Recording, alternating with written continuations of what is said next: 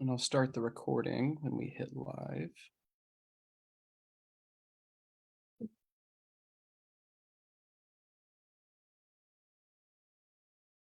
Gotta close the door, Mama. Perfect. All right, start the recording.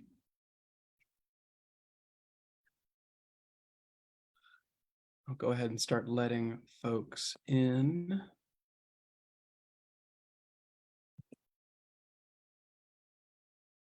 That's my dad.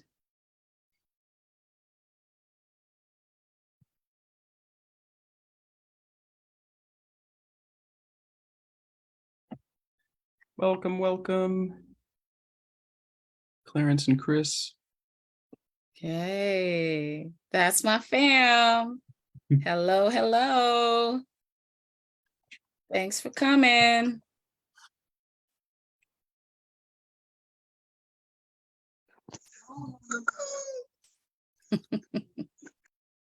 What that mean?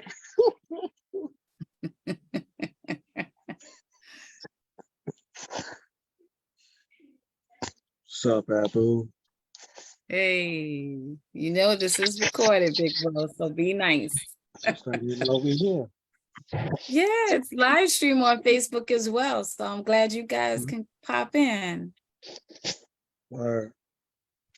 Yeah.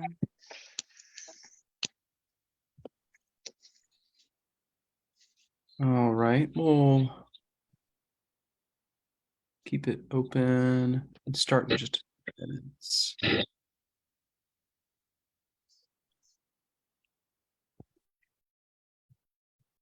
The live stream looks beautiful. Oh, great. We have had, I'm coming from beautiful. Oh, we're getting some double playback. There we go. I live in Knoxville and we've had like 50-degree weather here. Kind of amazingly, 50 to 60s. How's the weather where you are? Well, it was a little cold today. It was in the 40s, but the other day it was pretty good. It was in the 60s and it felt like spring, but you can't get too happy because, at any moment the weather can shift and we'll be back to winter again. So, you got to enjoy those moments while you can. Yeah, I've got the problem of I get so excited from the warm weather because it's like that lovely in between, like maybe like a little sweater or some shorts if I'm feeling really, really spicy. And then it's like, oh, it's February and it's kind of warm outside. Yeah. That doesn't feel right. All right.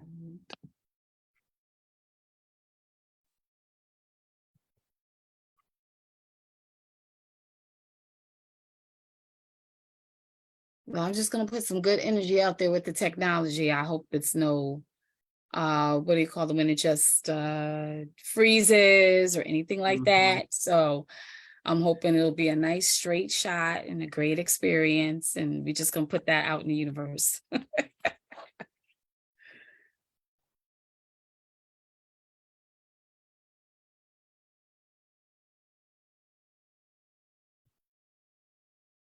All right. Let me see. Wonderful. Got some folks coming in on the Facebook side. I think we will go ahead and get started. And if folks want to join afterwards or on the Facebook, that is perfect. If you have any questions on the Facebook, please ask them there and I will transpose them here. Welcome to Poets in Pajamas, episode 154, the wonderful Crystal D. Mayo. This will be, I believe, our last reading for the year. We are currently in the process of setting up the next year of wonderful readers. So thank you all for always tuning in, especially as we have been migrating to Zoom during this most recent iteration. We'll start off with a 15-minute reading by our wonderful poet, and then we'll switch into a Q&A for any questions that folks have about craft or process or anything in between. So without further ado, I'd like to introduce our reader for the day, Crystal D. Mayo, who is a native New Yorker born and raised in the South Bronx. She's an African American writer, actress, and storyteller whose Southern roots are highly influential in her writing craft.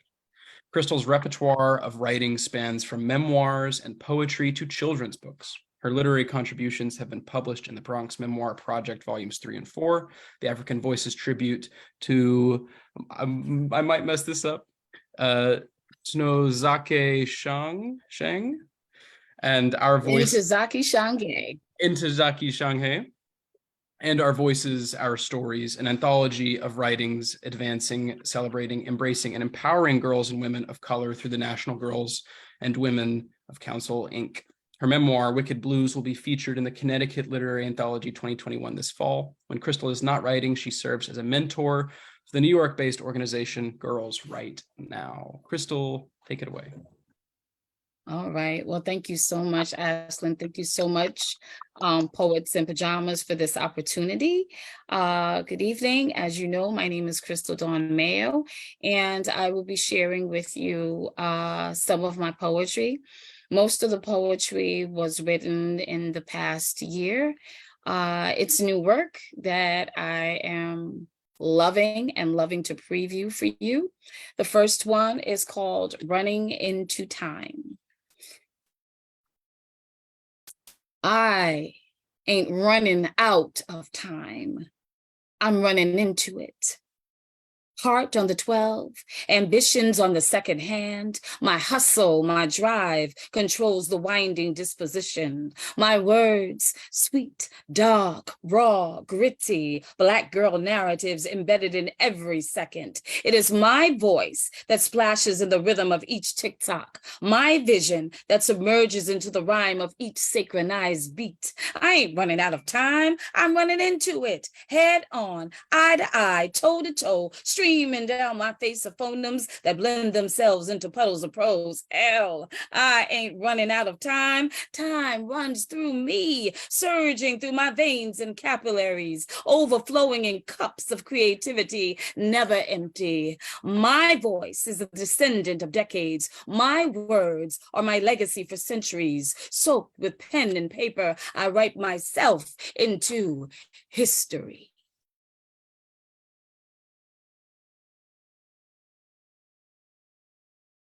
The second piece I want to share is called The Love of She.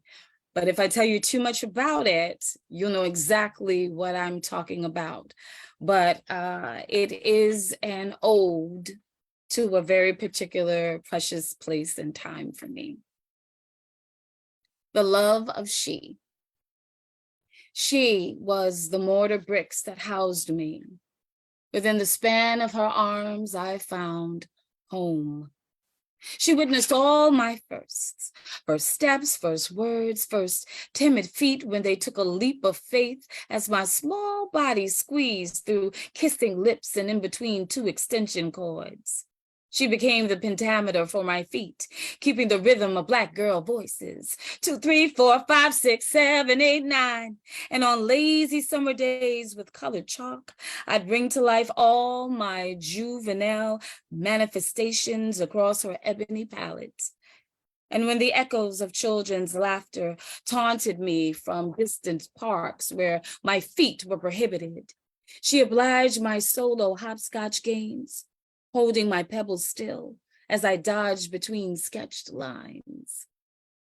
And when I was naughty, well, she reminded me with the skin knee of tiny shards of glass, the repercussions of running too fast with untied shoelaces. I loved her, and she loved me. Holding the secrets I whispered into blowflowers that scattered into the wind, or turning a blind eye when I wanted to feel the closeness of the bronze-skinned boy on my pecan tan skin.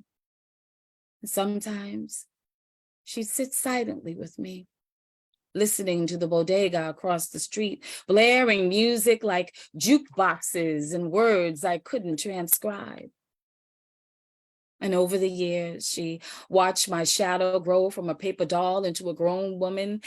And when I had outgrown the span of her arms, I took all of my memories and I wrapped them up in boxes and moved uptown. With each year that went by, I passed her on the number 5 train and hardly began to recognize her at all. Each time the subway doors swung open, there was no sound of my childhood, no double Dutch ropes or hot peas or butter, no feet pounding rhythms on the concrete. She was still regal with a crown on her head, but the life of her kingdom had shriveled and deceased. Spanish music from the bodegas were replaced with catcalls of red top, blue top, coursing through her sidewalks and corners, dividing, infiltrating, destroying her community until one whole village could no longer raise a child. I loved her, and she loved me. And as I stare across her on the platform on 152nd Street, our eyes lock and meet. Together, we relive memories of bittersweet, of what was once then, and everything in between.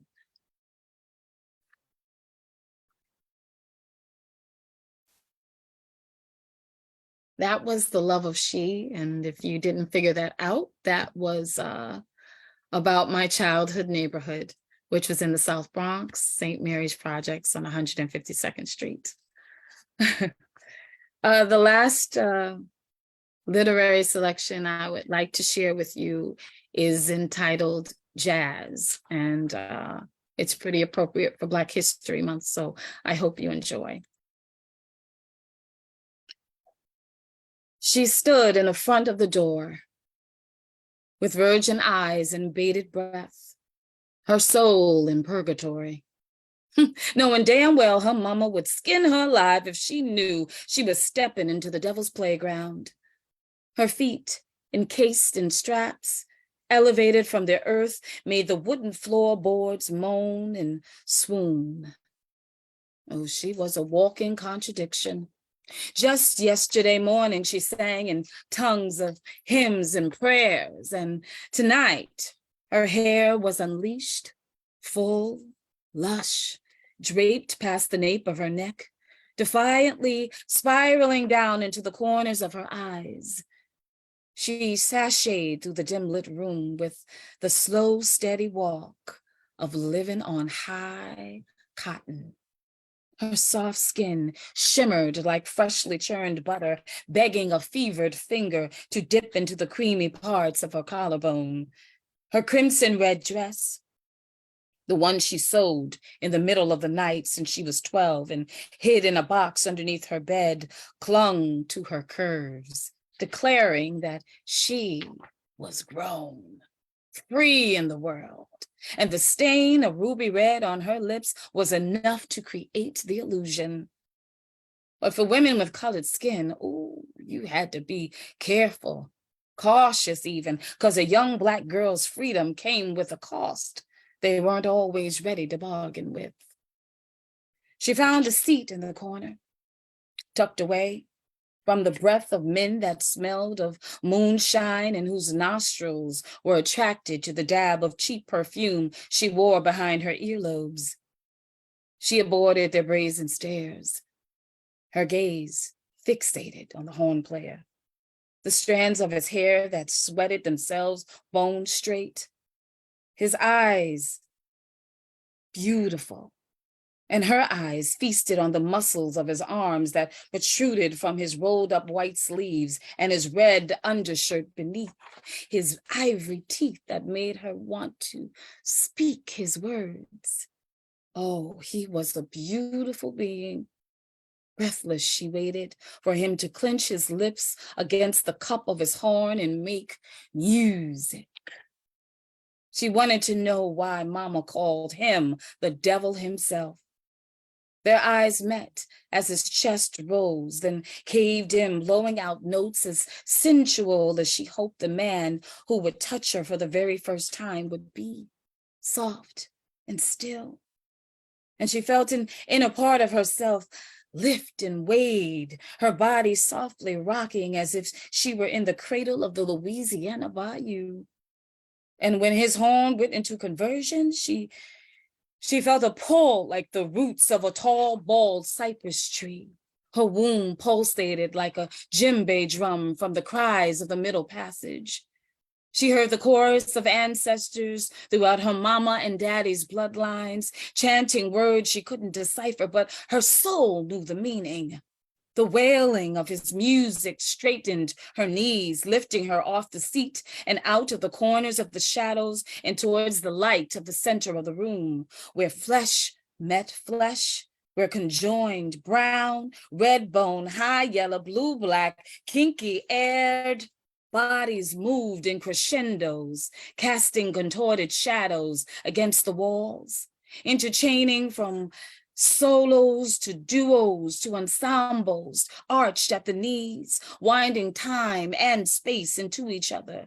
Strangers, lovers, sinners, saints. She didn't know whose hands belonged to the ones wrapped around her winding hips, or why his mouth suckled the basin of her honey-nectared neck, but she felt safe in this collective journey into another realm with a sea of bodies that moved and stopped in tableaus and sync with the decades of ancestral notes, resurrecting stories of anguish, pain, fury, of ruby red ropes swinging on trees, battle royales, Negro spirituals, and closed-eyed prayers. Loss, love, hope, jubilation, all intertwined like two star-crossed lovers, a call and response between the trumpet and the shadows of bodies, till she couldn't tell who was the storyteller and who was the music.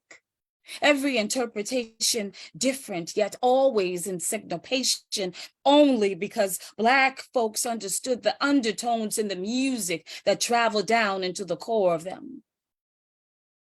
She had wondered if this was what it was like to feel the Holy Ghost in between the pews. And there, in the middle of a run-down juke joint, with liquid breath men and aphrodisiac women, everything she had been taught was obscene. She had found something that felt sacred, beautiful even. She stepped out into the morning light, bonded and free, heavy and light, ruptured and baptized. Carefully, she peeled off her crimson dress and meticulously folded it into the white box that slid under her bed. She braided her hair, laid on her bed with bare feet and lips. The sound of his horn still colliding through the morning air, making her insides ripple like a stone, skipping the waters of the bayou. Like a lustful lover, the sound of its horn kissed her earlobes with its lips, crawled down in between her cotton sheets, and hummed a lullaby that made her body fall into a deep nocturnal slumber. But her soul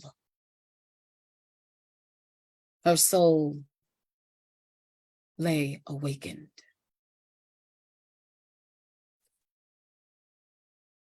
Thank you. Thank you so much for going through this journey with me. It's a pleasure to share it and to read it with you. It was an absolute pleasure. Thank you. Oh my goodness, thank you. Oh, just felt my body like rise up and just freak out a little bit there. Oh goodness. We will now enter the Q&A portion. I know that we got some questions already in the Facebook. For those in the Zoom here, if we would like to come up with questions, you can put them in the chat, or you can turn on your camera and activate the voice and ask yourself, or you can keep your camera off. It's whatever you prefer. But I'll go ahead and start us off with some of the questions from the Facebook that have been put in through the reading. The great. first is from Andy Montes Ortega. When you write your poetry, are you hearing yourself speaking the poem out loud in your mind, or is that a process you do after you fully finish the poem? When you write your poetry, are you hearing yourself speaking the poem out loud in your mind as you write them, or is that occurring after you fully finish a poem? Interesting. Okay, that's a great question. I write it, but because I guess I have an acting background, after I write it, I always read it out loud. Sometimes I record it. I'm really big on the flow and how words mesh together. I love to use a lot, if you can tell, alliteration. And so it is. I don't do it as I'm writing, but after I finish writing something, I will read it out loud, and it has to flow. It has to have almost like music, like a melody to me. So that is definitely an important part of the writing process. Two questions from Lorraine McMillan. Firstly, welcome, Lorraine. They say this is their first time. And secondly, how long do you practice reading the words? And two, how long have you been writing? Oh, okay. I've been writing since elementary school. I was writing ever since I think, in third grade. So I've always written over the years. That's just something that I've always written. But I have to say that I got really serious about writing probably during the pandemic, because it was such a time of isolation.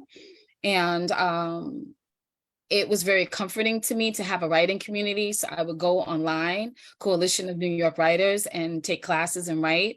And just being in a writing community helped me just as a person.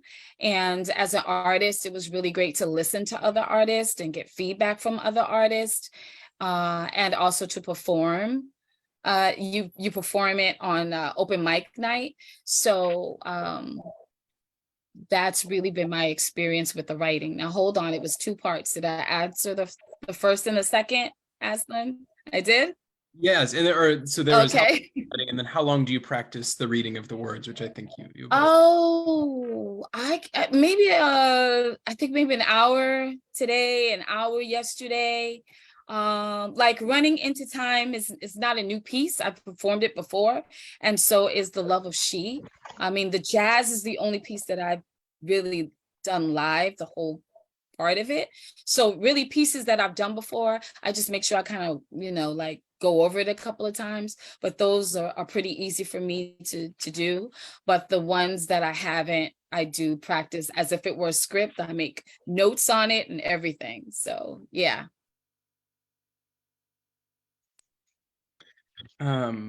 Wonderful. I also have a question, if I may ask.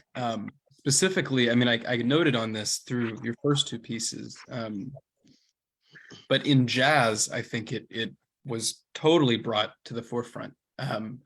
This idea of address and unity. I mean, you go from speaking about the djembe drum in the middle passage to the dancing in duos and this like celebratory tone, and that interplay of like heartache and tragedy and celebration.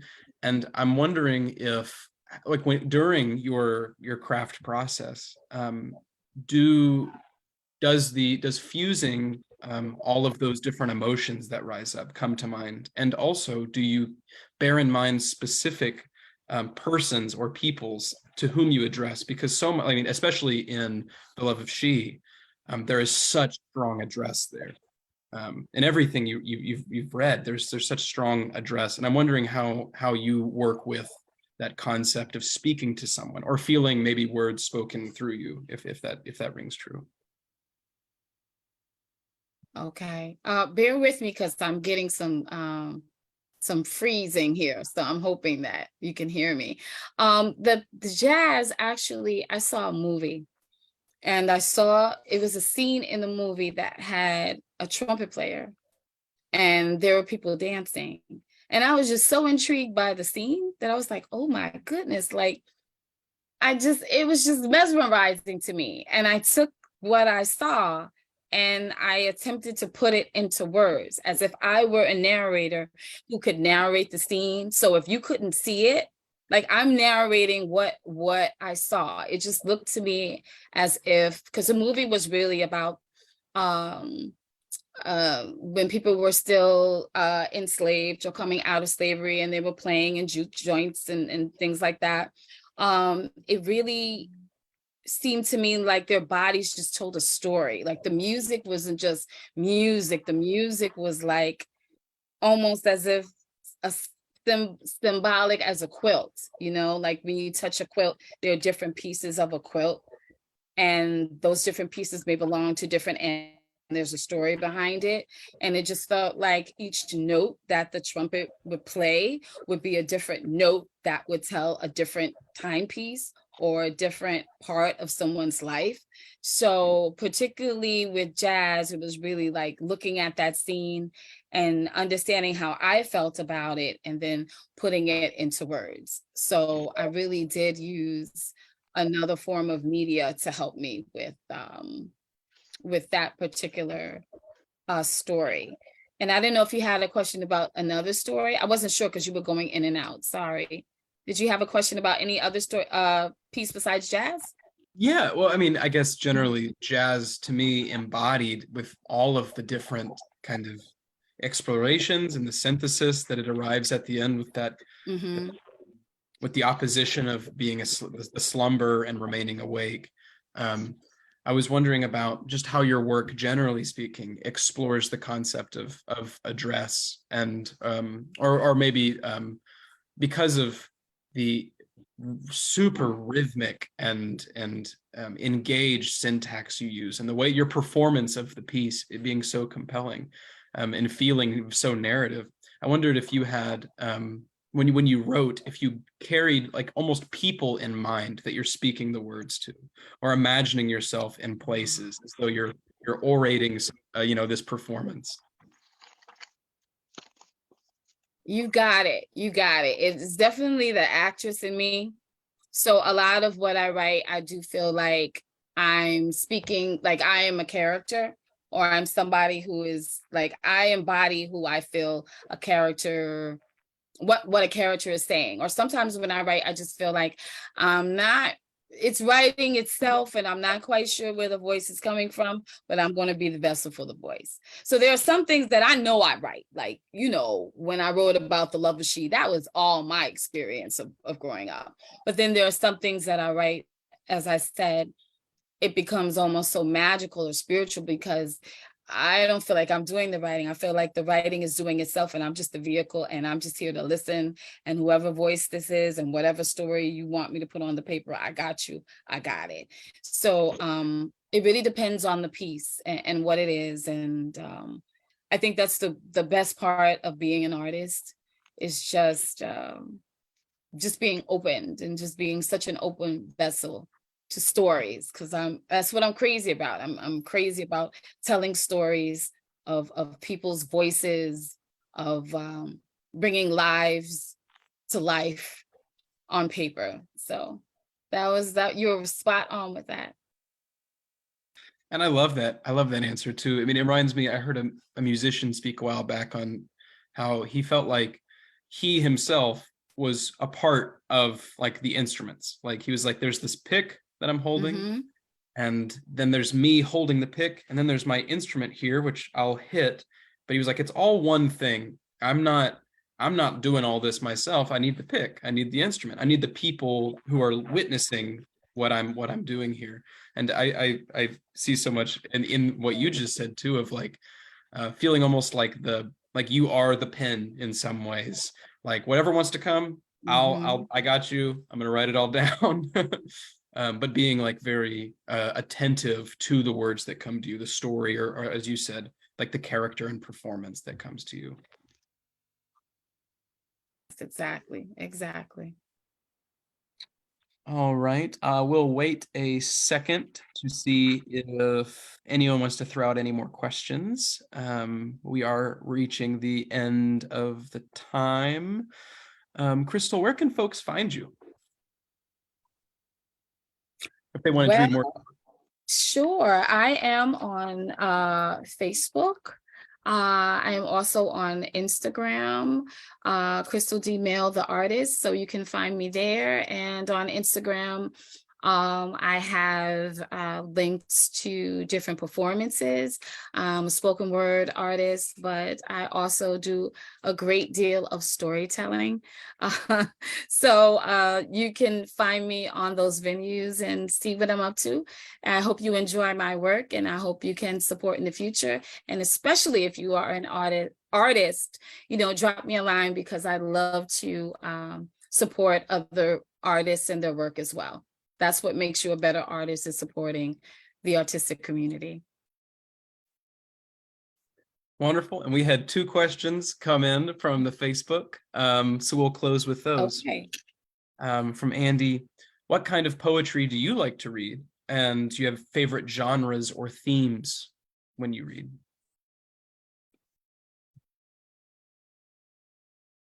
Okay. I'm a big fan of Maya Angelou. I'm also an educator, so I love her poetry.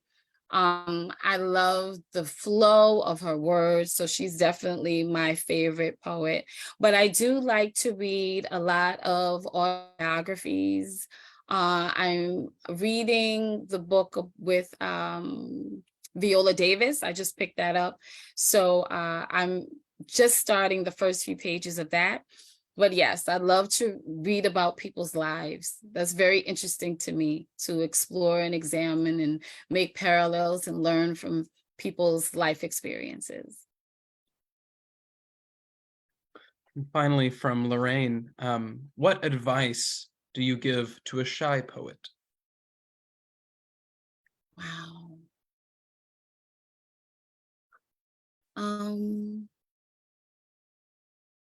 It's okay to be shy. Let your words speak for you. You can still be reserved, but the power, the voice is in your words. But if you really believe that that is your purpose, it depends on what you want to do with your words too. Do you want to just keep them and hold them on, keep them to yourself? Or do you want to share them out into the universe? I mean, if you think that it is really your passion and your purpose, get out there and do it. You will be very surprised. I know you don't think so, but there are many instances where I'm pretty shy too. But when it comes to things like writing and performing, I'm all out there. But I know you've heard that most artists are pretty shy or a little introverted, and that's okay. But just let your words speak for you. They're so powerful, and they can heal and educate, anyone who hears them. Beautiful. I could not agree more. That is such great advice. Alrighty, that will be the end of our time. Crystal, thank you so much for sharing your words and insight with us today. Thank you to the folks tuning in. Thank you, Aston. It's been a pleasure. Oh my gosh, it's been the greatest. Thank you for everyone for witnessing this wonderful reading. We are Poets in Pajamas. We will be back soon with a new cohort of readers, so please stay tuned if you would like to, or you can find us on Facebook, and also you can email us at poetsinpajamas@gmail.com if you would like to also participate when our reading series opens at the end of each year.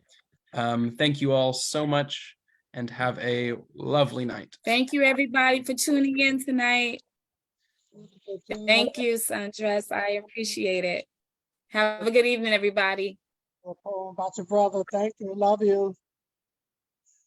Yes. Goodbye, Dad. Goodbye, brother and husband and children. Thank you. And cousins too. And friends. Thank you.